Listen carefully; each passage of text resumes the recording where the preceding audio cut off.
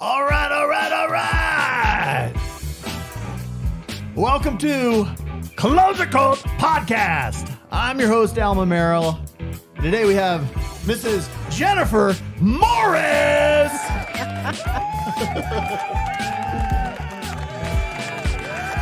So Jennifer is a dear friend of mine, and in and out of the real estate business. We've known each other for almost 20 years, and she's been somewhat of a mentor and I would say somewhat of a mentor and a mother figure at times. And I mean, when I first met you, I was a wreck. So I didn't even notice. Had all kinds of money issues, definitely mommy issues as well. We all have those. Trust me. And I would just say you've been a gift and a blessing to me in my life. Very kind. And you've been a consistent voice of reason. probably more times than you remember. And so very kind. Thank you. Thank you for being a part of my life. I'm excited to have you in because you made a huge impact on me about a year ago, I should say, when you read the typecast. Yeah. At an event that we did. And I was bawling. Oh my gosh. Crying like a little freaking baby after reading your book. And so I wanted to have you in and have you just kind of share a little bit about your story, a little bit about the book, why you wrote it, how it happened, all the goods. All the goods. So there's our other camera up there. Nice. So let's chat a little bit about kind of where you grew up, and then we'll get into kind of what the book is, what it's about, and why you wrote it. Okay. What your intention was behind writing the book. Because I'll tell you one thing, like just the thought of like reading the book just puts me in emotional knots. Really? Yeah. In a good way. In a good way, because I'm just like, healing oh, way, right? It's so special. Yeah, it's so beautiful. It's so special. I lost my mom in 2017 and I didn't have that good of a relationship with her when she passed. I would say I have a better relationship now with her after she passed than I did when she was alive. But the book means so much to me because of kind of the way that I feel like my children maybe would respond to these scenarios, if that makes sense. And so I think that's why it hit me so hard is that how I want my children's life to be is different than mine was, obviously. How I want their relationship with their mom and with me and with any loved ones to be different than probably the way that I grew up. Yeah. And so thank you for writing the book. And let's kind of get into a little bit about that. So tell me, where did you grow up at? I grew up in Salt Lake City, Utah, Mill Creek area. Okay. Beautiful Mill Creek. Skyline High School graduate. I'm an Eagle. Okay. Go Eagles. Go Eagles. That's right. There we go. Got to represent Skyline. Yeah. So what you said, thank you for that, by the way. Yeah. I'm so excited to be here and to chat because I know that, you and my husband are really good friends. Yep. And we've had a relationship, but it's always been through him. Yeah. And I mention him all the time on here because he's been my greatest single mentor in my entire life. And so every time I say George, for my followers out there, whenever I say George, Jennifer is married to George. So yeah. Yes. That's right. Yeah. Well, we love you dearly. So thank you. I'm very excited. And it warms my heart to know that the reason why I wrote the book was to bring love and comfort to anyone who reads it. Yeah. So just to get that feedback from people that it has touched them. It's like, you find your purpose in life. We were talking about this earlier, and it's so fulfilling to know that when people are touched that way. So I'm so grateful. But I guess my journey started really when I was 5 years old. My mother had died from suicide. And, going through that process, I walked away. At 5 years old, I didn't understand what death even was. Yeah, at 5 years old, you're trying to decide what life is, let alone what death is. Oh, for sure. And your parents are your lifelines. My mom was my lifeline. The person I loved the most, the person, she was a stay-at-home mom. Right. And so I was with her constantly. And to have that, her gone, just the fact that I kept waiting for her to come home and waiting. And, after it happened, my brother tells a story. He said, so after it happened, you just felt like is that what you're saying? Is after it happened, you just were constantly waiting for her to? I just didn't understand she wasn't coming back. I couldn't comprehend that she wasn't going to come through the back door. Right. And make me breakfast. And my daughters are 6 and 8 and 12 and 21. So those little ones, it's interesting when you think about their perception of what's happening. I can see very easily how they would not understand if mom didn't come home and when was she coming home. Yep. Yeah. So. Yeah, exactly. And with that, I think my brother tells a story, and he said that we were sitting around the kitchen table before the funeral, and I asked him a question. I said, so after the funeral, is that when mom's coming home? Like I did not understand. You couldn't process it. Right. And I was actually told that she had a heart attack at the beginning. And it was probably within the next 18 months, maybe 2 years, that the neighbor boy told me what had happened. Oh my gosh. He turned to me and said, your mom shot herself. That's how she really died. And I said, no, she didn't. She had a heart attack. He said, no, I was here. I saw the ambulance, everything. She shot herself. So I remember running home, and my father was... Wow, like the truth of another child telling you the truth of... Wow. And so my father was standing in front of the closet door staring in, and I came up to the right side of him and I said, Daddy, Johnny Carlisle's such a liar. He told me that mom killed herself with a gun. Johnny Carlisle, we don't fault you for this. I know. He's going to call me one day. Like, I heard that you said that I said, I don't remember saying this. I know, but he did. Okay. And I said, that's not true. She had a heart attack and he's lying. And without even looking at me, he said, well, he's right. She did. She shot herself. And in that moment, it took, I was just feeling like I was starting to get used to a routine in life and knowing she wasn't coming home. But it changed my life that it went from an accident to something of, this was deliberate. Right. My mom deliberately left me. And from that moment, I came up with my first meaning of, oh, God's made a mistake. I'm not enough because I couldn't even keep my mother alive. So, you live your whole life with this belief. I mean, for me, it was just, I don't know if it was because of my age, the circumstances of how I found out, but it was ingrained in me so deep. The majority of it unconscious to my knowledge, but that's, you have that belief and that's how you live your life. You make every decision from that moment. What caused you to say, all right, because I've known you for so long and never knew that story. Really? Yeah. And so what caused you to say, I'm going to make this part of my life and part of my story by sharing this delicate perception of a little 5-year-old that... Well, when you look back, we always have angels and God's graces in our lives that we can look 20/20 vision. Totally.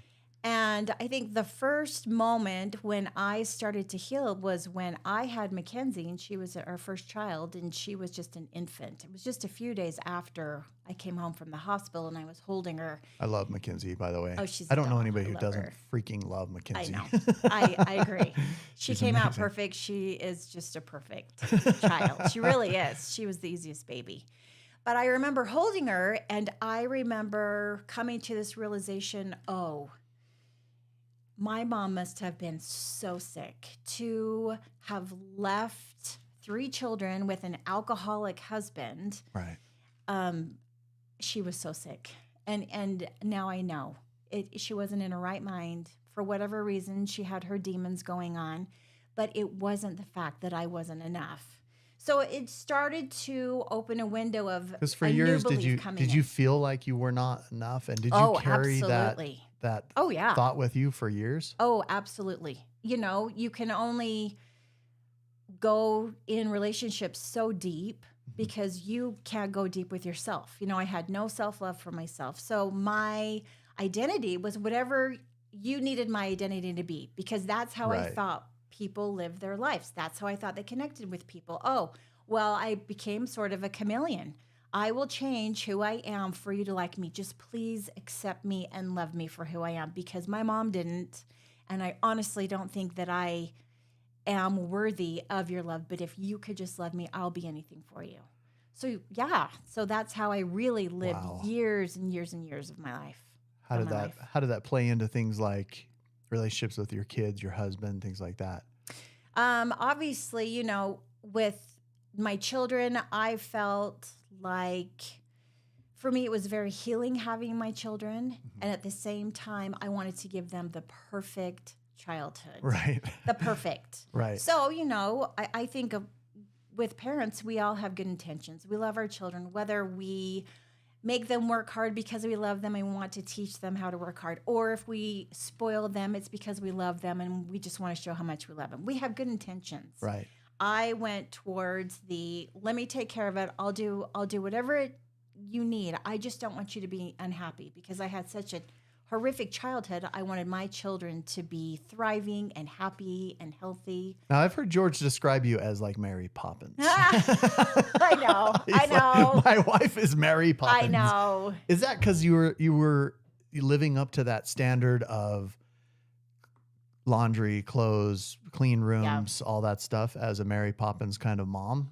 Do you feel like?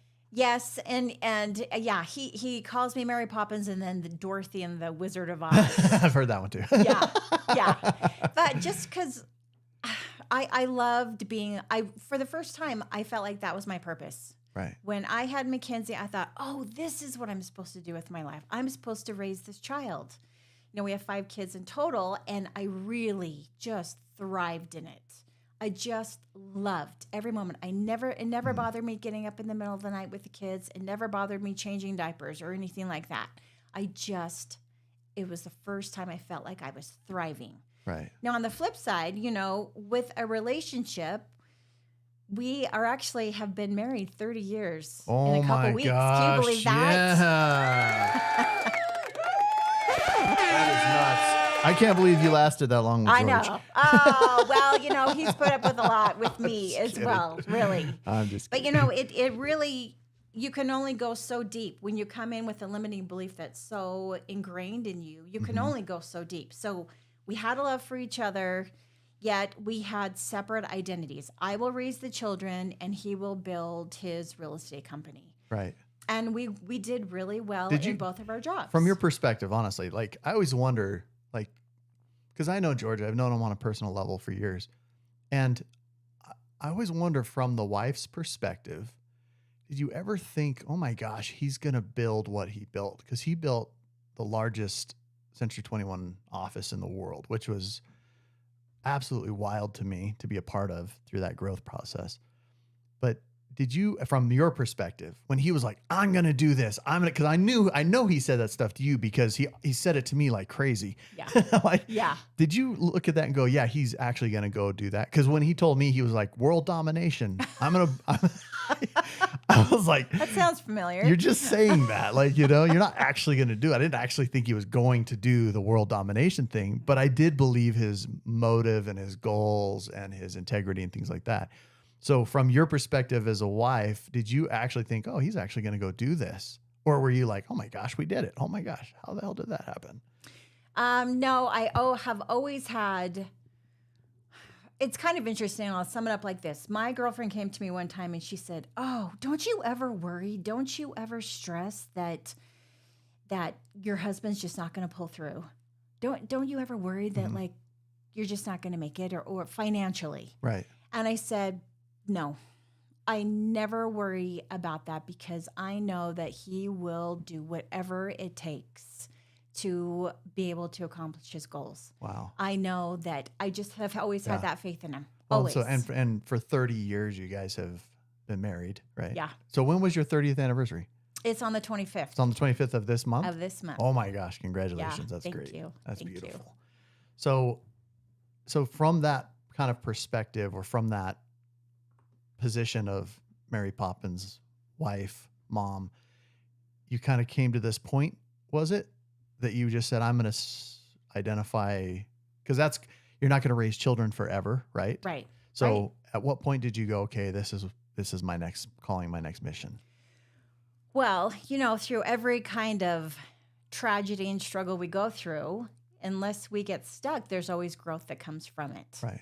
And our marriage had come to a point where we started to go to some major marriage counseling. And, we'd always seen, therapists, it's not something new to me because I had seen one even when I was a teenager and just, dealing with my mom. Well, and you guys have always been big in relationship coaching, therapy, relationship. Yeah. Yep. I remember George telling me, dude, I call it relationship coaching. Yeah, it is. He's like, I go to counseling, we go to therapy. We've been doing it for years. I'm like, absolutely. What? I thought you guys had this perfect marriage. Like, what is going on? And he's like, no, you always have to go through those things. You do. So that was when I was trying to figure out whether to divorce my wife at the time or not, And well, the older you get, the more you realize there's no such thing as a perfect marriage. Right. It's always a constant work. It's always something you have to work on. Mm-hmm. And so for us, I'm so grateful that he has always been so open to that because there I have a lot of friends where one of them is not open. But I always say, it's what's your definition of what a therapist is? Right. To me, I think it's a coach. You wouldn't go to a Super Bowl game without your coach. Right. And I think life is the biggest game that we play. Everybody has business coaches, right? Right. You don't want to start a business and run a business without somebody Right. coaching you or mentoring you, right? Yeah, exactly. And seeing a third party perspective. Exactly. Which is why I love my Jennifer. She always gives me this third party perspective. I'm like, okay, yeah, I can see it from that perspective. That's great. Yeah, exactly. So we had been doing that, and I had gone off to a Tony Robbins on my own, A Date with Destiny. Oh. And in that, which for people who don't know out there, A Date with Destiny is a 6-day long self-improvement mastermind that is 12 hours long. Well, it's actually shorter during those days, but a lot of the days are like 12 hours. It's like 8 to 12 hours per day in A Date with Destiny. You really dig deep. I was doing lots of therapy. We were going together. I was going on my own. And someone had just shared a story saying, I'm a grown man and I am trying to impress my father. I have children. I am married and I'm still trying to get his approval. And the way that he worded it, I had this clarity that I was living my life stuck as a 5-year-old terrified child looking through that lens.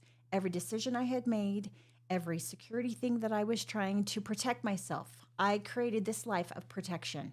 I always wondered, why can't I get deep with people? Why can't I have this stronger relationship with my husband? Everything was very surface level and I didn't know how to do it. But it was because I was protecting myself so much, I couldn't go there.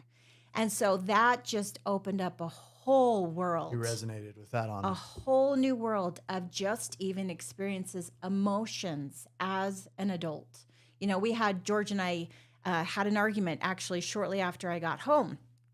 And I was walking down the hallway and I said to myself, oh, so this is what it's like to feel anger as an adult. Like I'm feeling it. I felt like I'm feeling this for the first time, this anger. And I'm not a child. I'm not withdrawing. I'm not tearful. I'm angry. And it was a whole new world. So it was a whole new world. Did you fight him, instead of fighting him with Legos, did you pull out a knife? No. Wait, it's an adult Never argument. Went that. No? Okay, yeah, no. right. We don't do that as an adult, not in a healthy relationship, Alma. If that is happening, do not do that. I'm just trying to get clarity here to see how to do this. No, you talk. You say phrases. You talk. Okay. And so, with that, we were able to work on our marriage to go at a much deeper level. I have friendships I've had for years that are at such a deep level because how I am showing up. It's really been, it's just a new way of living. And so during that time, I've always said I wanted to write a children's book, always. Mm-hmm. I love children's book. I would always read to my kids before they went to bed. And however, I had no idea what it was going to turn into, but it turned into I want to see the book. this. Let's show the book to the camera real quick right there. There we go. Okay. I will be with you always. I will be with you always. Okay. So tell us about the book. So this book, what it does is it is a way of reminding us all that we are always connected to those that we love, even after they have passed away. You know, in it, I went after my mom died. I had a Snoopy that I carried with me everywhere. It was my comforter. It was my best friend. I always had it. And in this book, Jenny's in here, and she has a bunny. And she comes to her mother, and she says, "Mom, why do I really like this bunny?" And her mom said, "Well, that's what love is." And she said, "It'll always be with you." And then she goes through this exercise of separating her from her bunny. She said, "Do you still have these feelings of art of being with your bunny, of loving your bunny, even though it's not with you right now?" And she said, "Well, of course." And she said, "Well, that's what love is. Love is always there, even if you're with your bunny or not." And it still exists, even if you're still not. exists. If they're Even yes. And so in the book, she tucks her into bed at night and she tells her, "Please remember this lesson that I've taught you." And the next morning she wakes up, her father comes in and tells her that her mother has died. Oh my gosh. And she takes her bunny and goes down to the ocean where she lives. And she recalls this lesson that her mother has taught her about knowing that her and her mother will always be connected even though she's not with her. And so I think it's just something that, you know, I grew up with. You this have to tell in story. third person because this is your story. This is my story. Yes. In Hollywood version, really. Right. I mean, you know, it's funny. But I grew up with this story of I'm not enough to be able to keep my mother alive, to now my story is I feel guided daily by a loving mother. And I have felt her so strong writing these words and things that just come to me. It's all rhymed. It's like a Dr. Seuss. It all rhymes. And it's written for the intention of a 5-year-old can read it. There are no big words that they're not going to understand. But it's, this has just been such a healing process for me. Mm-hmm. And one that I know that I've been guided to be able to bring this message to people. Because regardless if it was a comfortable thing that happened when you were 5 years old, it was still part of your lessons and still part of your journey. Mm-hmm. And it was part of your mom's lessons and her journey. Right. I think it's fascinating when you say that I have been guided through this whole thing. Mm-hmm. Since my mom passed, I feel like that I am closer with her and who she intends me to be. And she's guided me more than she ever had the capacity of doing when she was alive. Wow. And I think that if we can allow ourselves to be gifted that connection with somebody on the other side, mm-hmm. that our lives can be way more enriched than maybe we could have had with them when they were here. I agree. That is such a profound statement. I wondered about that. In fact, I just went to lunch with my brother last week, and we were talking about what do you think our life would have been if Mom was alive? Right. You know, we assume, I always say I have this fairy tale vision of who she is and my relationship with her. Right. Because I have very few memories of her. Right. But I really wonder, would we be as close as I feel to her now? Right. With her being gone. Probably not. I mean, not. We have so many. Because you have all of that history, all of that baggage that we carry with ourselves. All the emotional limitations that we carry here on earth and all of our pride that we carry with us here on earth, that sometimes when that's gone, I mean, you see it all the time when families have funerals and everybody breaks down their boundaries and they often unite. Mm-hmm. All of their pride gets swallowed in the death of this person. And I think that can be really healing sometimes. Mm-hmm. You know, I tell my Jennifer all the time, I feel so much closer to my mom now than I did when she was alive. Wow. And I sent this text to my dad. I'm like, hey, I want to share something with you. I've been having these kind of communications with Mom as she's been passed. And I want to share with you that I have this incredible relationship with her. And he totally didn't get it. He's like, I'm glad you still have a great relationship with your mom. I'm like, no, I didn't have a great relationship with Mom while she was alive. Only since she's been dead. That was kind of the point. Wow. Only since she has passed have I had an incredible relationship with Mom. And it's because she's no longer embodied. to where she's limited on her emotions through pride or our relationships or traumas or her body that held her back or whatever, with a disease that was infecting her brain. And so, yeah, I believe that if you'll allow yourself to open up to the idea that those that have passed have a greater ability to impact you after they've gone than they did when they were here, I think that you can have incredible enrichment in your life. Wow, that is amazing. I have never thought of it that way, Alma. Well, honestly. I'm here all night. But you know what? But also that tells me in that phrase is that you've done your work, because I don't think you would be able to receive her if you hadn't done work on yourself. Oh my gosh. Like lots of forgiveness, working through things. Yeah. I feel like, my connection with her was really messed up for years.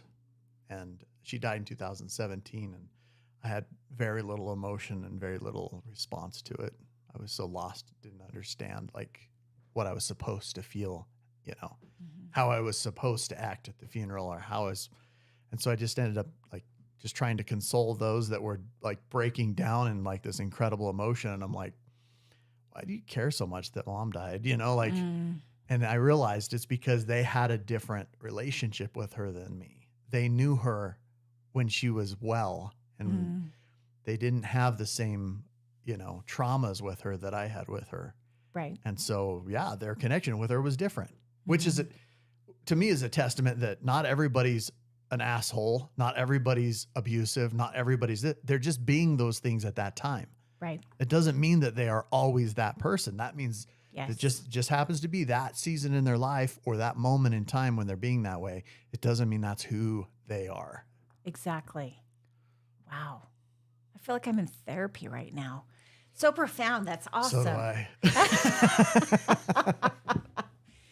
No, but it's true. And, my father actually died from liver cirrhosis. He was an alcoholic raising me. And he would, if he would get sober, he was a completely different person than he was when he was drunk. Wild. Yeah. But that's the person that he was. Right.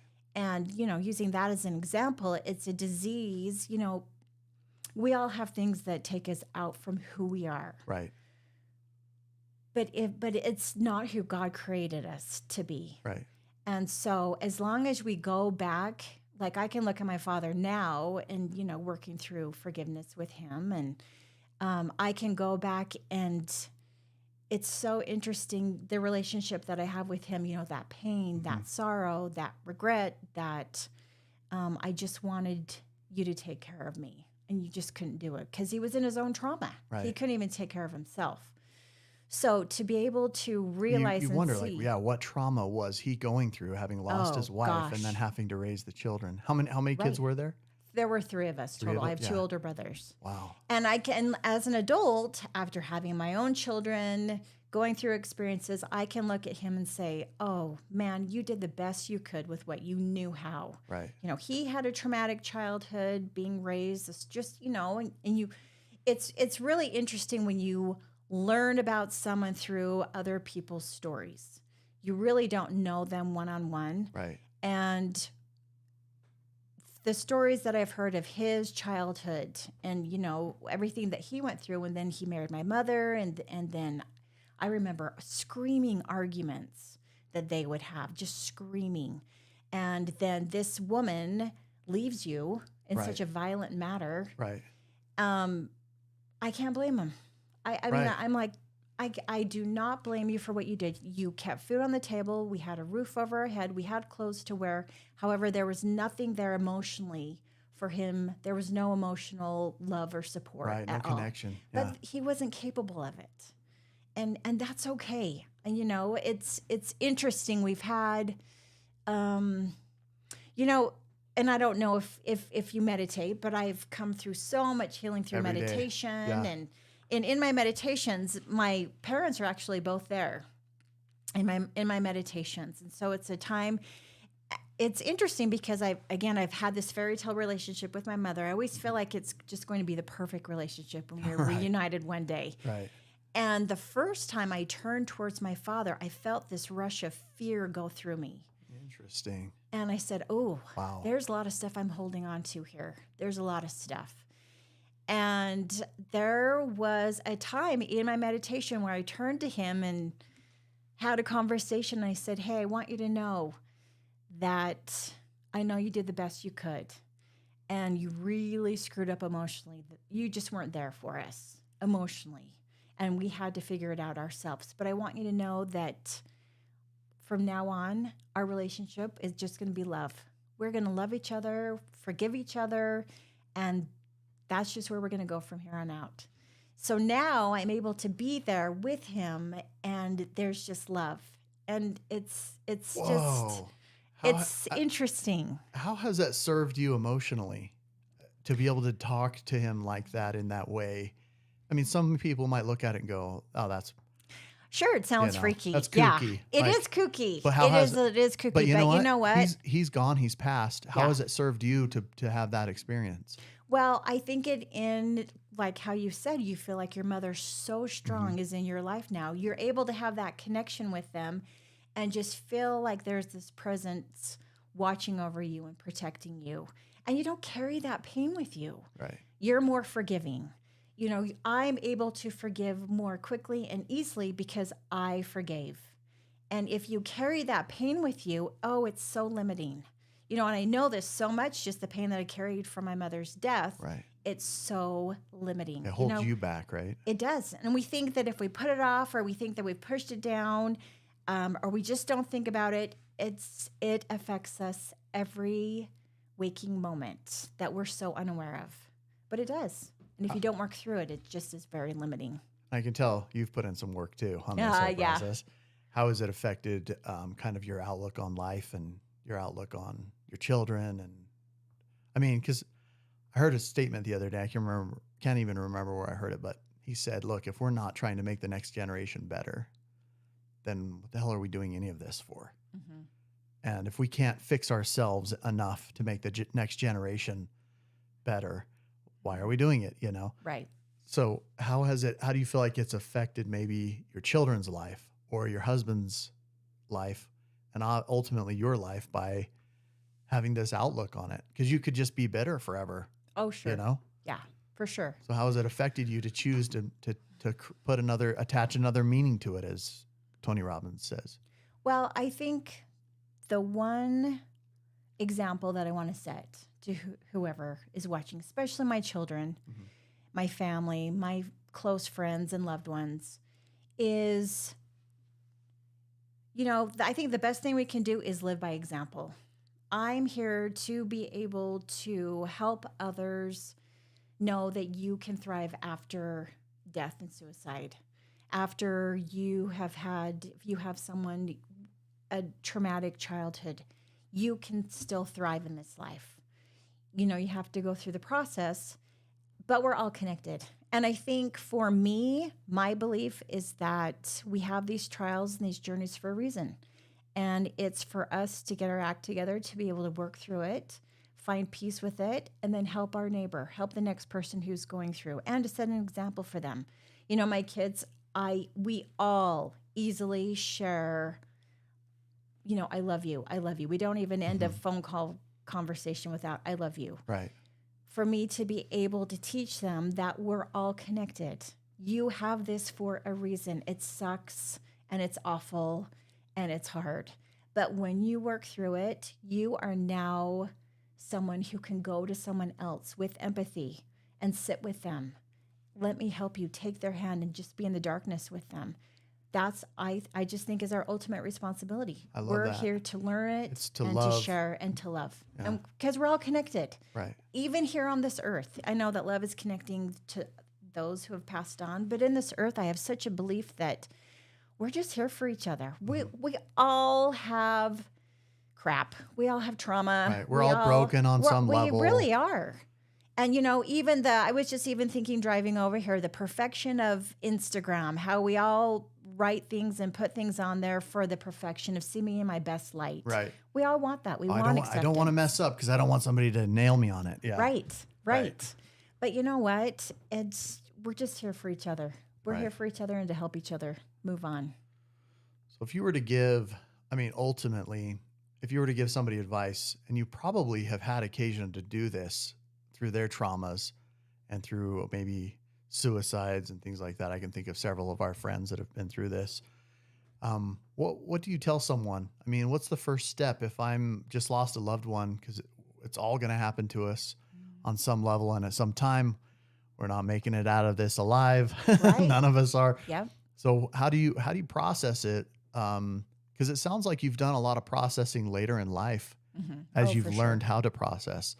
Yeah. So what would you say the first step is to process the loss of such a close person, I mean, that is your closest connection in life. Oftentimes it's our spouses. For me, it's my spouse. For you, at that time, it was your mom. How do you process it? Well, I think with anything, just being with them. And you know, it's interesting. I think it's human nature to avoid a difficult subject. I don't know what I'm just going to say. Yeah, I don't know what to do. We're trying to avoid fear. Oh my gosh, and I'm going pain. to screw it up. I'm going to screw it up. I want it to be so perfect, but it doesn't need to be. Just showing up and being there, looking them in the eye and just saying, you know what? I know I've never experienced this if you haven't, whatever their situation is, but I want you to know I'm here for you. That means going over and cooking them breakfast. That means picking up their kids from school. That means mowing their lawn. Show them, we give our love by showing. And if you don't know what to say, you just say, I don't know what to say, but I want you to know that I'm here for whatever you need, and then show up. Yeah. It's so interesting. This brought up a memory. After my father died, they had some close friends that they went to college with. And I remember this woman said to me, you're a part of our family now.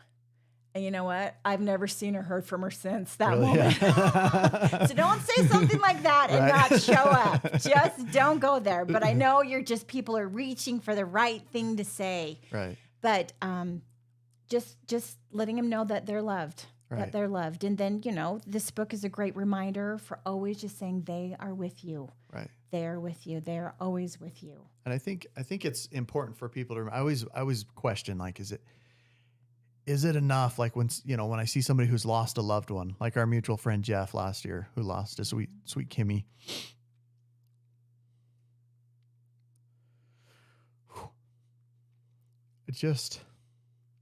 I always question, what's the right thing to say?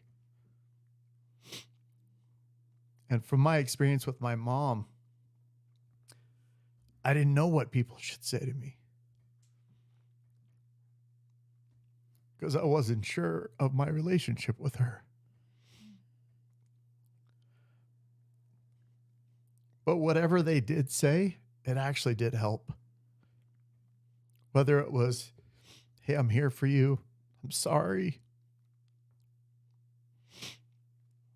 And I saw that with Jeff, that it did help.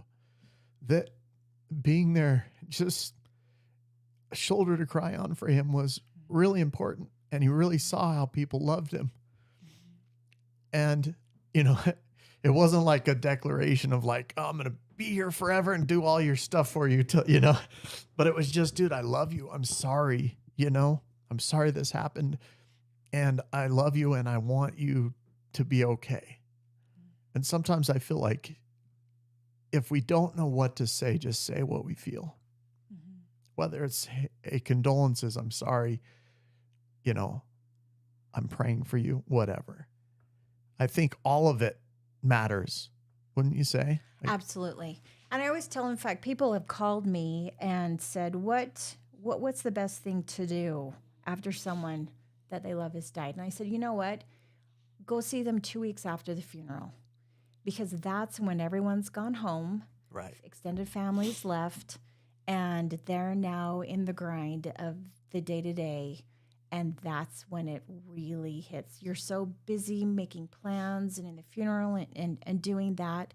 That's when they really need someone. That and holidays. When they're in the silence of their self alone and they're processing. Right. And I didn't really know Jeff very well before. And I don't even think I may have met his wife a few times. Mm-hmm. But we've sat down and and I gave him the book. And when the bunny came out, I took him a bunny. And it's been just sitting with him, having a conversation. You know what? Just listening. You don't have to have the right thing to say. Just show up and they will talk. Right. And I just mostly sit there and listen to him, and he will share events that are going on with his children and moments when he feels that she's so close to him. And he's like, yeah, everyone's telling me I've got to move on. I've got to move on. And I said, well, what do you feel like you need to do? He's like, well, I think, and you can see him slowly taking steps to, right. It's about a year. And he said, we cleaned out the closet. But just being there, listening is so helpful. My agenda is going to be different than his agenda. I don't know what is best for him. Only right. he knows what is best for him. Right. But if I show up and I'm just there and listening, that's like one of the greatest things that you could do. And even like sharing stories. I right. only know my mother through stories right. of other people. Yeah, because you were so little, you don't have a lot of really enduring memories, right? Right. Just funny stories, but keep their memory alive. Right. It breaks my heart when I hear of a circumstance of someone when it's been a death of suicide. And, I had a friend tell me she got the book and the bunny, and this person had died from suicide. And she said, it's like the family completely erased him. They won't talk about him. They took all of the pictures out of the home. It's like he never existed. Wow. And yet I said, well, one thing that I have learned, I think that's really common, and that is summed up into the word shame. We are left with such a shame because when I tell you my mother died from suicide, I'm now telling you my biggest secret, and that is I'm not enough to keep her alive. Wow. And that's what we live with. Wow. That's what's left. Yeah. And it is an incredibly shameful thing. My brother tells me a story. He said, I was in my 20s before I could tell anyone that she died from suicide. Wow. I'm like, really? Wow. It's just, it's so hard to be able to say that word. Well, and it's so private. Especially when a loved one dies, Yes. It's so private for everybody. So Right. when do you disclose it? When do you put it out there and say, Right. this is actually what happened? Because that's been a little bit of a trial for our family, is that as I've come out and I've said, no, this is how I was treated, and this is what happened in my life, and this is how mom treated me growing up and things. And were there moments? Yeah, I remember when I was, between like 4 and 5 years old, and I remember her loving me. I remember her caring for me. And it's just moments of Right. that. And then as I got older and I was more cognitive and I started to experience who she was as I was older, it was not that experience, it was much different. And some of my siblings are like, no, that's not who mom was. And I'm like, yeah, but you were out of the house 7 years before any of this happened. And then mom deteriorated and died. So everybody has a little bit different experience. And I think people need to give their siblings or their close family, friends, or loved ones the space to tell their story about how it happened for them. Right. Because it may not be the same story. And because we all know, even if we're all raised in the same household, we all turn out so much different, right? And so it's like everybody obviously has a different story. And so it's just a matter of giving your siblings and your loved ones space, because I'll be candid. I've had siblings that absolutely despise me for telling my story. And I'm like, I'm sorry. It wasn't your story. Yeah, we had the same mom. Yeah, it's about your mom, but it wasn't the same story. It wasn't the same experience. Right. So. Well, and I think we always want to end up looking good. You know what I mean? Right. Yeah. But the more that we want to look ideal, we want to look ideal, and there's no perfect family. Right. We all have something in our family. But that's what makes us who we are today. I did some genealogy, and I have a cousin that is an unknown person. Oh my gosh. Oh yeah. All those And I'm DNAs. like, I'm saying there are no more ghosts in the somebody closet. had a baby that nobody knows about. Yep. Right. Yeah. Like it's just a shameful thing. It wasn't discussed. It wasn't discussed. And I think that thank goodness it's more of a common thing to go to therapy and have these discussions and work. Self-help is just more widespread now. And people are, I always say it's in your 40s and 50s that we all have our, it's not just men having a midlife crisis. It's everyone. Everyone. We all go through, and it's more of a restructuring, really. It's I thought I was going to have my shit together by 40s. We all did.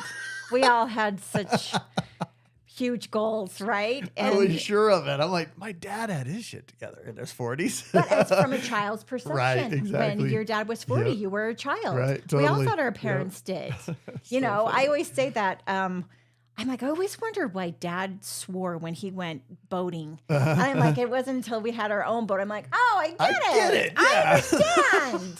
I understand why it's such a big deal. We all have That's why I sold my boat after one season. Oh, you did? I was like, I'm done with this thing. Oh, I love it. Yeah.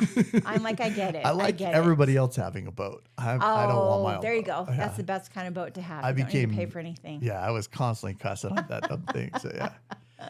So now tell me. So will you share with us real quick, just like a couple pages or a couple key pages out of the book that kind of give it kind of an idea, and then we want to know where we can get the book at.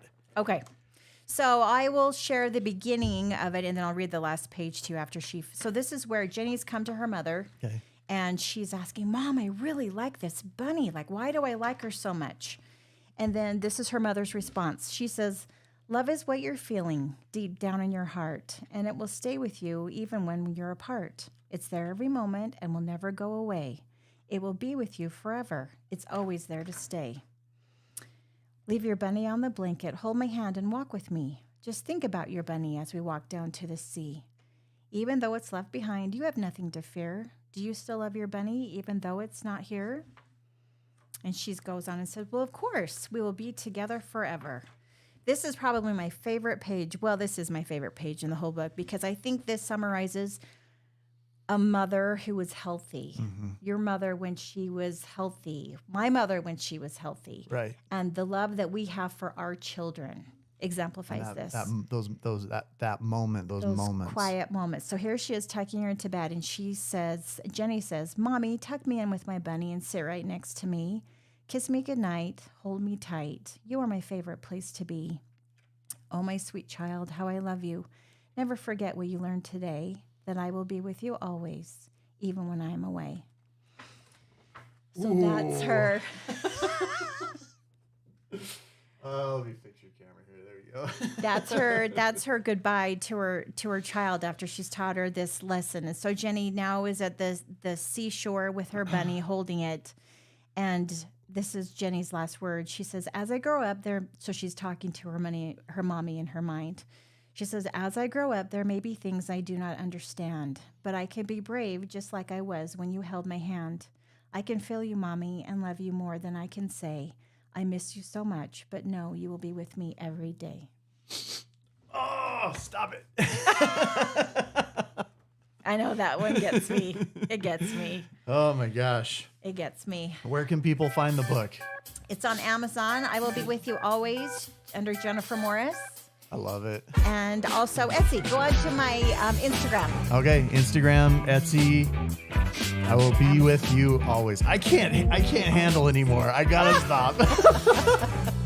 Jennifer Morris, thank you so much for being on. Thank you, Alma. Thank you guys for listening to another episode of Clozer Cult Podcast. I'm trying to get back in character. We'll see you guys on the next one.